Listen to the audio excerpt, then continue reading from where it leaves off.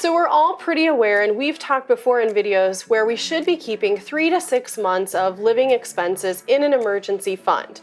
So we have this emergency fund, or you're well on your way to actually getting that funded, fully funded. And so with these 3 to 6 months of cash that you have now, no one gets really excited to just leave that sitting in cash. So I want to talk you through some common places that you can park these emergency funds. So we typically think that we just leave it in cash. And this, when we say cash, this is leaving it not in your everyday checking account. So you see it, this might be a separate account that you actually set up.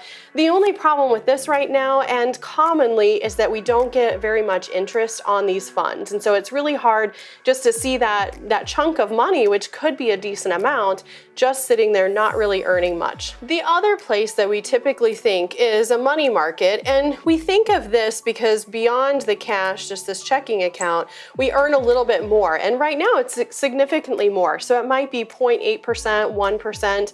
And as the Fed changes rates, these rates fluctuate. So another account that's actually very similar to money market is called a high yield savings account. And I want to be sure and say this note here in this item, because a money market and a high yield savings account, while they are basically the same thing, a high yield savings account, and we use a money market because we want a higher yield, we want more interest than cash, they can be listed or sold as separately. So when you go to a money market fund, when you go to a higher interest rate provider or a bank, when you go online to look for these, don't be surprised if they have a money market and also a high yield savings account, and they are two separate things. And it is possible that one of these is actually yielding more than the other. So this is why you want to know that they are two different things. Beyond this, if you really want to, you have a good amount in funds, and maybe you're nervous and you really want to make sure that you're going to get that amount, and you're okay that you lock it up for a certain period of time. CDs are another thing, but then you know you have to keep it there for a set amount of time. So in the event of an emergency, you might have to give up some of the interest that you would have gotten. So this isn't really our ideal, but these are kind of the common places that we think when we talk about parking this emergency fund cash.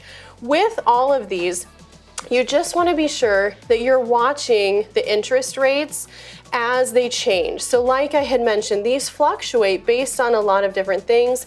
Right now, with the Fed lowering rates, holding them low, don't be surprised if even money you have in your money market, which has been a decent amount for a while, 1%, 1.5%, maybe 2%, it's now down to 1%. And so don't be surprised if that even lowers more, but at least if you're watching them, you'll know that money in a checking account is earning less than the money market, so you can move funds back and forth if you have both of us as an option.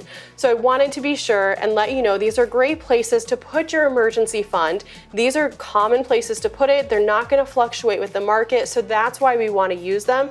But you also just want to watch out and be watchful for what the interest rates are on the different types, so that you're earning as much as you can with those funds if they're needed for a rainy day.